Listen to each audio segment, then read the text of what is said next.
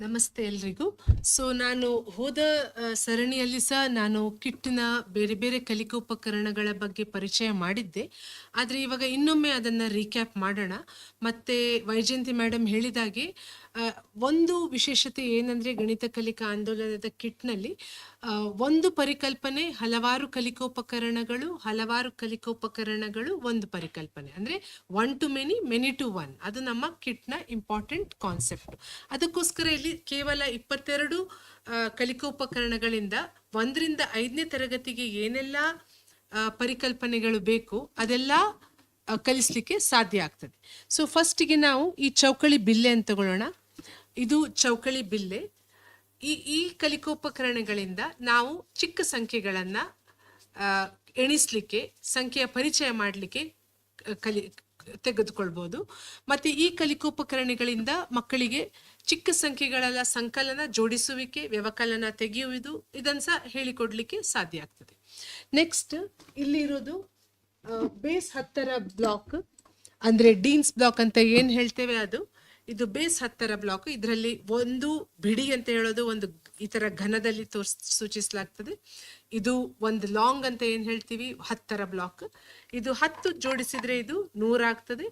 ಇದು 10 ಜೋಡಿಸಿದ್ರೆ ಇದು 1000 ಆಗ್ತದೆ. ಓಕೆ, ಇದನ್ನು ನಾವು ಡೀನ್ಸ್ ಬ್ಲಾಕ್ ಅಂತ ಏನು ಹೇಳ್ತೇವೆ, ಅಥವಾ once, tense, hundreds and thousands ಅನ್ನು ನಾವು ದಶಮಾಂಶ ಪದ್ಧತಿಯಲ್ಲಿ 1, 10, 100, 1000ವನ್ನು ಹೇಗೆ ಪ್ರತಿನಿಧಿಸ್ತೀವಿ ಅಂತ ಈ ಬ್ಲಾಕ್ನ ಉಪಯೋಗಿಸ್ಬೋದು.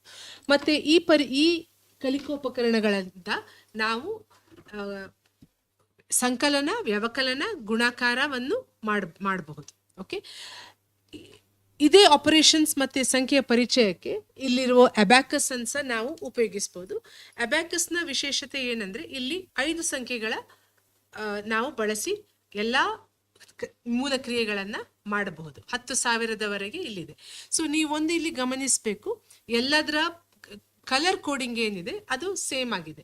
ಬಿಡಿ ಏನಿದೆ ಹಳದಿ ಬಣ್ಣ ಇದೆ, 10 ನೀಲಿ, ಇದು ಹಸಿರು 100, ಮತ್ತು 1000 ಕೆಂಪು ಬಣ್ಣ, ಮತ್ತು 10,000 ವೈಟ್ ಆಗಿದೆ. ಓಕೆ, ಇದರಲ್ಲಿ ಮೇಡಮ್ ಇವತ್ತು ಶೈಲಜಾ ಮೇಡಮ್ ಒಂದು ಸಂಕಲನ ಅಥವಾ ವ್ಯವಕಲನ ಮಾಡಿ ತೋರಿಸ್ತಾರೆ ಈ ಕಲಿಕೋಪಕರಣಗಳನ್ನು ಉಪಯೋಗಿಸಿ.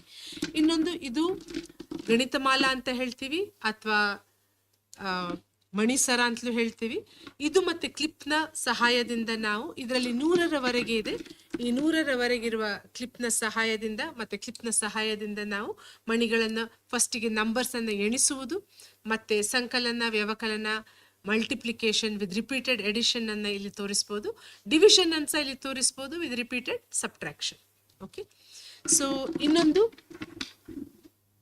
ಸ್ಥಾನ ಬೆಲೆ, ಅಂದರೆ ಎಕ್ಸ್ಪಾನ್ಷನ್ ಫಾರ್ಮ್ ಏನಿದೆ, ವಿಸ್ತೀರ್ಣ ರೂಪ, ಅದಕ್ಕೆ ನಾವು ಈ ಕಲಿಕೋಪಕರಣಗಳನ್ನು ಉಪಯೋಗಿಸ್ಬೋದು. ಇದು 1000 ಆಯಿತು. ಇದು 100ರ ಸ್ಥಾನದಲ್ಲಿ ಇಷ್ಟಿದೆ, 700 ಇದೆ, ಆಮೇಲೆ 60 ಇದೆ, ನಂತರ 6. ಈ ಸಂಖ್ಯೆಯ ವಿಸ್ತೀರ್ಣ ರೂಪದಿಂದ ನಾನು ಸಂಕ್ಷಿಪ್ತ ರೂಪದಲ್ಲಿ ಓದಿದ್ರೆ 9766. ಓಕೆ, ಇದನ್ನು ನಾವು ಪ್ಲೇಸ್ ವ್ಯಾಲ್ಯೂವನ್ನು, ಸ್ಥಾನ ಬೆಲೆಯನ್ನು ಇಂಟ್ರೊಡ್ಯೂಸ್ ಮಾಡುವಾಗ ಮಕ್ಕಳಿಗೆ ಪರಿಚಯಿಸ್ಬೋದು.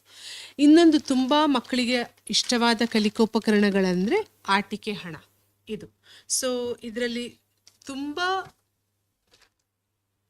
ಡಿನಾಮಿನೇಷನ್ಸ್ ಇದೆ. 1, 10, 100, 500 ಮತ್ತು 1000 ರೂಪಾಯಿವರೆಗೆ ಸಹ ಡಿನಾಮಿನೇಷನ್ಸ್ ಇದೆ. ಮತ್ತು ಇದು ಸಾಕಷ್ಟಿದೆ. ಇದರಿಂದ ನಾವು ಗುಂಪು ಕಲಿಕೆ ಮಾಡಲಿಕ್ಕೆ ತುಂಬ ಒಳ್ಳೆಯದಾಗ್ತದೆ. ಯಾಕಂದರೆ ಬೇರೆ ಬೇರೆ ಮಕ್ಕಳಿಗೆ ಇದನ್ನು ನೋಟನ್ನು ಹಂಚಿ ನಾವು ಲೆಕ್ಕದ ಅಂದರೆ ಮೂಲ ಕ್ರಿಯೆಗಳ ಎಲ್ಲ ಮೂರ್ತ ರೂಪದಲ್ಲಿ ಆಟಿಕೆ ಹಣದಿಂದ ಮಕ್ಕಳಿಗೆ ಆಡಿ ತೋರಿಸ್ಬೋದು. ಇದರಲ್ಲಿ ಕಾಯಿನ್ಸ್ ಸಹ ಇದೆ. ಆಟಿಕೆ ಹಣದಲ್ಲಿ ಕಾಯಿನ್ಸ್ ಸಹ ಇದೆ. ನಾವು ಬಿಡಿ ಬಂದಾಗ, ದಶಮಾಂಶ ಬಂದಾಗ ಇದನ್ನು ಸಹ ಉಪಯೋಗಿಸ್ಬೋದು. ಓಕೆ, ಮತ್ತು ಮಕ್ಕಳಿಗೆ ಟೀಚರ್ಸ್ ಯಾವಾಗಲೂ ನಂಬರ್ ಮಾಡಿ ಕೊಡೋದು ಬೇಡ. ನಂಬರ್ ಜನರೇಟ್ ಮಾಡಲಿಕ್ಕೆ ಮಕ್ಕಳಿಗೆ ಈ ಡೈಸ್ ಇದೆ. ಈ ಡೈಸ್ನಲ್ಲಿ ಇದು 2 ಡೈಸ್ ಇದೆ. ಇದು ಎಷ್ಟೇ ಹಾಕಿದರೂ 2 ಡೈಸು ಸಹ ಹಾಕಬೇಕು. ಇದು 0ಯಿಂದ 9ರವರೆಗೆ ಈ ನಂಬರಲ್ಲಿ ಬರ್ತದೆ. ಹಾಗೆ ಇಲ್ಲಿ ನೀಲಿ ಡೈಸ್ 10 ಸೂಚಿಸ್ತದೆ, ಮತ್ತೆ ಹಸಿರೇನಿದೆ ಇದು 100 ಸೂಚಿಸ್ತದೆ, ಮತ್ತೆ ಕೆಂಪು 1000 ಸೂಚಿಸ್ತದೆ, ಬಿಳಿ 10,000 ಸೂಚಿಸ್ತದೆ. ಈ ಡೈಸ್ ಅನ್ನ ರೋಲ್ ಮಾಡ್ತಾ ಮಾಡ್ತಾ ಮಕ್ಕಳು ತಾವಾಗಿ ನಂಬರ್ಸ್ ಅನ್ನ ಜನರೇಟ್ ಮಾಡಿ ಅವರು ಬೇರೆ ಬೇರೆ ನಂಬರ್ಸ್ ಅನ್ನ ಬೇರೆ ಬೇರೆ ಆಪರೇಷನ್ಸ್ ಅನ್ನ ಮಾಡಬಹುದು. ಓಕೆ, ನೆಕ್ಸ್ಟ್ ಭಿನ್ನರಾಶಿ ಇಂಟ್ರೊಡ್ಯೂಸ್ ಮಾಡುವಾಗ ನಾವು ಶೇಪ್ಸ್ ಮೂಲಕ ಅಂದ್ರೆ ಆಕೃತಿ ಮೂಲಕ ಇಂಟ್ರೊಡ್ಯೂಸ್ ಮಾಡ್ಬೋದು. ಇದು ಒಂದು ಪೂರ್ಣ ಆದ್ರೆ ಇದರಲ್ಲಿ ನಾವು ಇವಾಗ 3 ಭಾಗ ಮಾಡಿದ್ರೆ ಈ ತರದ ಒಂದು ಭಾಗ ಆಗ್ತದೆ. 4 ಭಾಗ ಹಿಡ್ಕೊಳ್ಳಿ. ಇದು 4 ಭಾಗ ಆಯ್ತು ಒಂದು ಪೂರ್ಣದ್ದು. ಇವಾಗ ಇದೇ ತರ ಅದೇ ಪೂರ್ಣವನ್ನ ನಾನು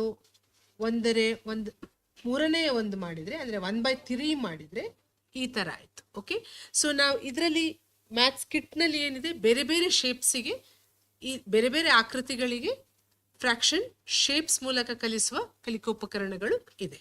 ಓಕೆ, ನೆಕ್ಸ್ಟ್ ಅದೇ ನಾವು ಭಿನ್ನರಾಶಿಯನ್ನು ಸ್ವಲ್ಪ ಅಬ್ಸ್ಟ್ರಾಕ್ಟ್ ಬರುವಾಗ ನಾವು ಅದನ್ನು ಪ್ರತಿನಿಧಿಸ್ತೇವೆ. ಅಂದ್ರೆ ಇದು ಒಂದು ಪೂರ್ಣ ಫ್ರಾಕ್ಷನ್ ಸ್ಟ್ರಿಪ್ ಏನಿದೆ ಇದು ಇದು 1/10 ಅಂದ್ರೆ 10ನೇ 10 ಸರ್ತಿ ಇದೆ. ಅದೇ ರೀತಿ ಇದು 5ನೇ 5 ಸತಿ ಇದೆ. ಅದೇ ರೀತಿ 6ನೇ 6 ಸತಿ ಇದೆ. ಓಕೆ, ಸೊ ಇದು ನಮ್ಗೆ ಅರ್ಧ, ಕಾಲು, 3ನೇ 4ನೇ ಎಲ್ಲ 10ನೇ ತನಕ ಈ ತರ ಸ್ಟ್ರಿಪ್ಸ್ ಇದೆ.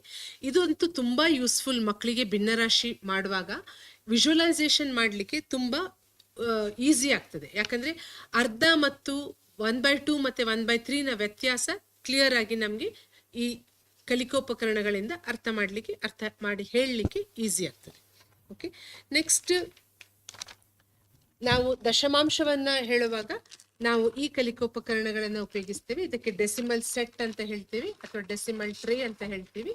ಇಲ್ಲಿ ನಮ್ಮ ಹತ್ರ ಏನಿದೆ ಒಂದು ಪೂರ್ಣ ಇದೆ, ಇದು ಒಂದು ಪೂರ್ಣ ಆಯ್ತು.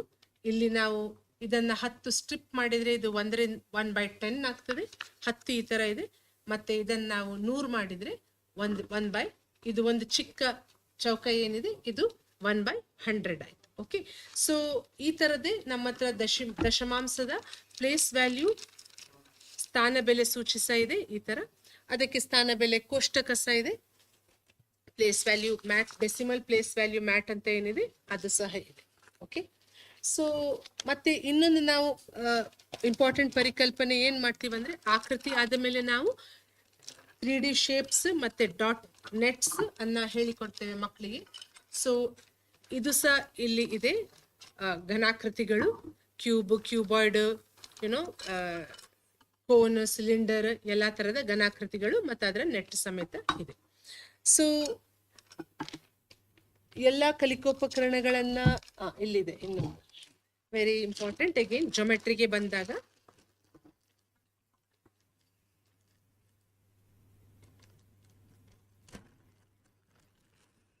ಇದನ್ನ ನಾವು ಪುನಃ ಮಕ್ಕಳಿಗೆ ಬೇರೆ ಬೇರೆ ಆಕೃತಿಗಳ ಪರಿಚಯ ಮಾಡಿಕೊಡ್ಬೋದು. ಚೌಕ, ಆಯತಾಕಾರ, ಮತ್ತೆ ಇಂಪಾರ್ಟೆಂಟ್ ಏನಂದ್ರೆ ಇದರಲ್ಲಿ ನಾವು ಪೆರಿಮೀಟರ್ ಮತ್ತು ಏರಿಯಾದ ಡಿಫ್ರೆನ್ಸ್ ಅನ್ನ ಹೇಳ್ಬೋದು. ಮಕ್ಕಳಿಗೆ ಇದು ತುಂಬಾ ಗೊಂದಲ ಆಗ್ತದೆ, ಯಾವ್ದು ಪೆರಿಮೀಟರ್ ಯಾವ್ದು ಏರಿಯಾ ಅಂತ ತುಂಬಾ ಗೊಂದಲ ಆಗ್ತದೆ.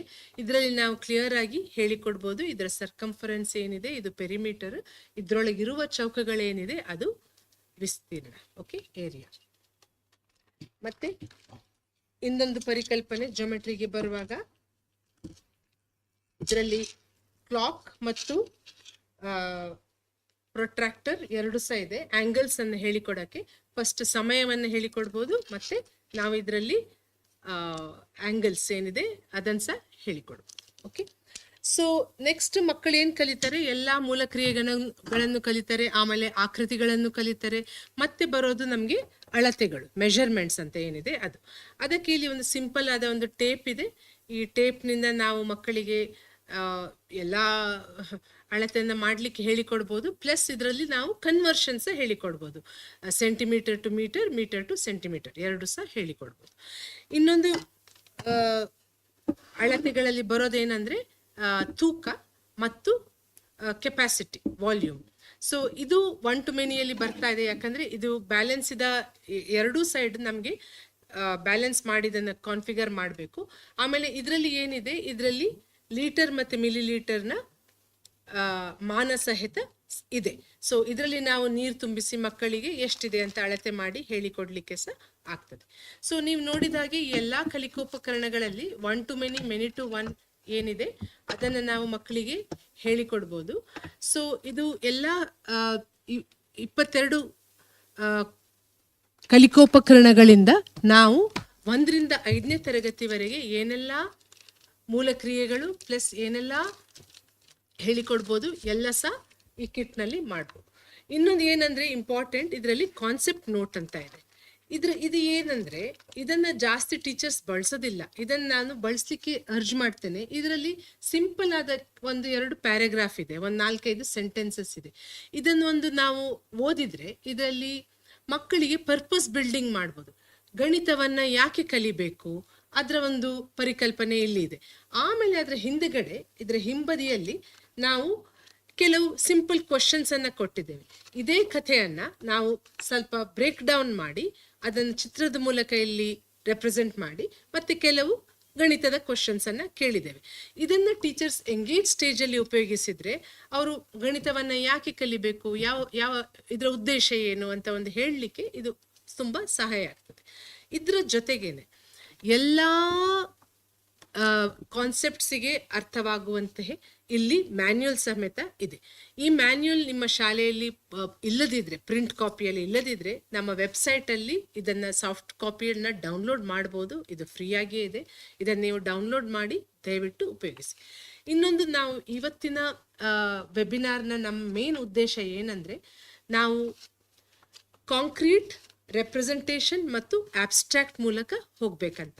ಕಾಂಕ್ರೀಟ್ ಅಂದರೆ ಏನು, ಈ ಥರದ ಕಲಿಕೋಪಕರಣಗಳನ್ನು ಬಳಸಿ ಮಕ್ಕಳಿಗೆ ನಾವು ಫಸ್ಟ್ ಕಾನ್ಸೆಪ್ಟನ್ನು ಇಂಟ್ರೊಡ್ಯೂಸ್ ಮಾಡಬೇಕು. ಆಮೇಲೆ ರೆಪ್ರೆಸೆಂಟೇಷನ್ ಆರ್ ಪಿಕ್ಟೋರಿಯಲ್ ಅಂದರೆ ಪ್ರಾತಿನಿಧಿಕ. ಆಮೇಲೆ ನಾವು ಆಬ್ಸ್ಟ್ರಾಕ್ಟ್ಗೆ ಬರ್ತೇವೆ. ಓಕೆ, ಸೊ ಈ 3 ಹಂತವನ್ನು ಈ ಮ್ಯಾನ್ಯುಯಲ್ನಲ್ಲಿ ತುಂಬ ನೀಟಾಗಿ ಎಕ್ಸ್ಪ್ಲೇನ್ ಮಾಡಿದೆ.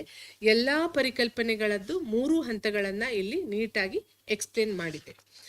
ಇನ್ನೊಂದು ಗಣಿತ ಕಲಿಕಾ ಆಂದೋಲನದ ಫಿಲಾಸಫಿ ಏನಿದೆ ಅದಂದರೆ ಗುಂಪು ಕಲಿಕೆ, ಅಂದರೆ ಗ್ರೂಪ್ ಲರ್ನಿಂಗ್. ಸೊ ನಾವು ಏನು ಎನ್ಕರೇಜ್ ಮಾಡ್ತೀವಿ ಅಂದರೆ ಟೀಚರ್ಸ್ ಕ್ಲಾಸ್ ರೂಮಲ್ಲಿ ಟ್ರಾನ್ಸಾಕ್ಟ್ ಮಾಡುವಾಗ ಮಕ್ಕಳನ್ನು ಗುಂಪನ್ನಲ್ಲಿ ರಚಿಸಿ ಗುಂಪು ಕಲಿಕೆಯಲ್ಲಿ ನಾವು ಪ್ರೋತ್ಸಾಹಿಸಬೇಕು ಅಂತ. ಆವಾಗ ಪಿಯರ್ ಲರ್ನಿಂಗ್, ಗ್ರೂಪ್ ಲರ್ನಿಂಗ್ ಎಲ್ಲನೂ ಒಟ್ಟಿಗೆ ಆಗುತ್ತೆ. ಈ ಗುಂಪು ಹೇಗಿರಬೇಕು ಅಂದರೆ average, above average, below average ಎಲ್ಲ ಮಕ್ಕಳನ್ನು ಒಂದು ಗುಂಪಲ್ಲಿ ನಾವು ಕೂರಿಸಬೇಕು. ಒಂದು 25ರಿಂದ 30 ಜನ ಕ್ಲಾಸ್ ರೂಮ್ನಲ್ಲಿ ಇದ್ದರೆ ಒಂದು 5 ಅಥವಾ 6 ಜನ ಮಕ್ಕಳ ಗುಂಪನ್ನು ರಚಿಸಬೇಕು. ಈ ಗುಂಪಲ್ಲಿ ಪ್ರತಿಯೊಂದು ಮಗುವಿಗೂ ಒಂದೊಂದು ರೋಲ್ ಇರ್ತದೆ. ಒಂದು ಮಗು ಈ ನಂಬರ್ ಜನರೇಟರ್ ಆಗ್ತಾರೆ. ಓಕೆ, ಈ ನಂಬರನ್ನು ಡೈಸನ್ನು ರೋಲ್ ಮಾಡಲಿಕ್ಕೆ. ಇನ್ನೊಂದು ಮಗು ಈ ಆ ನಂಬರನ್ನು ರೋಲ್ ಮಾಡಿದರೆ ಅದನ್ನು ನೋಟ್ ಮಾಡಬೇಕು. ಇನ್ನೊಂದು ಮಕ್ಕಳು ಆ ಕಲಿಕೋಪಕರಣಗಳನ್ನು ಬಹುಶಃ ಈ ಕೋಷ್ಟಕ ರೂಪದಲ್ಲಿ ನಾವು ಇಡಬೇಕು ಅಂತ ನಾವು ಅವರಿಗೆ ರೋಲನ್ನು ಕೊಡಬೇಕು. ಇನ್ನೊಂದು ಮಗು ನಾವಿವಾಗ 10ರ ದಶಕ ಸಹಿತ ಅಥವಾ ದಶಕ ರಹಿತ ಮಾಡುವಾಗ ಅದನ್ನು ನಾವು ಎಕ್ಸ್ಚೇಂಜ್ ಮಾಡಬೇಕು ಅಂತ ಹೇಳ್ತೇವೆ. ಸೊ ಆ ಮಗು ಒಂದು ಬ್ಯಾಂಕರ್ ಆಗಿ ಕೆಲಸ ಮಾಡಬೇಕು. ಇನ್ನೊಂದು ಮಗು ಎಲ್ಲ ವೆರಿಫೈ ಮಾಡಬೇಕು ಅಥವಾ ಒಂದು ತಂಡದ ಒಂದು ನಾಯಕನಾಗಿರಬೇಕು. ಹೀಗೆ ನಾವು ಎಲ್ಲ ಮಕ್ಕಳಿಗೆ ಒಂದೊಂದು ರೋಲನ್ನು ಅಸೈನ್ ಮಾಡಿ ಆ ಮಗು ಆವಾಗ ಈಗರ್ಲಿ ವೇಟ್ ಮಾಡ್ತಾ ಇರ್ತದೆ, ನನ್ನ ರೋಲ್ ಯಾವಾಗ ಬರ್ತದೆ, ನನ್ನದು ಏನು ಪಾತ್ರ ಇದೆ ಇವಾಗ ಅದು ಮಾಡಲಿಕ್ಕೆ he will be waiting for it. So ಇದನ್ನು ನಾವು ಪ್ರೋತ್ಸಾಹಿಸಬೇಕು. ನಮ್ಮ ಕ್ಲಾಸ್ ರೂಮ್ ಟ್ರಾನ್ಸಾಕ್ಷನ್ನಲ್ಲಿ ಎಲ್ಲ ಟೀಚರ್ಸು ಸಹ ಇವತ್ತು ನಾವು ಮೋಹನ್ ಸರ್ ಮತ್ತು ಶೈಲಜಾ ಮೇಡಮ್ ಇಬ್ಬರು ಇದ್ದಾರೆ. ನಾವು ಡೀಟೇಲ್ ಆಗಿ ಒಂದು ಅಟ್ಲೀಸ್ಟ್ 2 ಪರಿಕಲ್ಪನೆಗಳನ್ನು ನಾವು ಸ್ವಲ್ಪ ಡೀಟೇಲ್ ಆಗಿ ನೋಡೋಣ. ಇದು ಇವಾಗಲೇ ವಿಡಿಯೋಸ್ನಲ್ಲಿ ಇದೆ, ಬಟ್ ಟೀಚರ್ಸ್ ಇದನ್ನು ಮಾಡಿ ತೋರಿಸ್ತಾರೆ ಇವತ್ತು ಮೋಹನ್ ಸರ್ ಮತ್ತು ಶೈಲಜಾ ಮೇಡಮ್. ಬೇರೆ ಬೇರೆ ಕಲಿಕೋಪಕರಣಗಳಲ್ಲಿ ಫಸ್ಟ್ ಮೋಹನ್ ಸರ್ ಸಂಖ್ಯಾ ಪರಿಚಯ ಮಾಡಿ ತೋರಿಸ್ತಾರೆ. ಆಮೇಲೆ ಶೈಲಜಾ ಮೇಡಮ್ ಸಂಕಲನ ಮತ್ತು ವ್ಯವಕಲನ ಮಾಡಿ ತೋರಿಸ್ತಾರೆ. ಓಕೆ.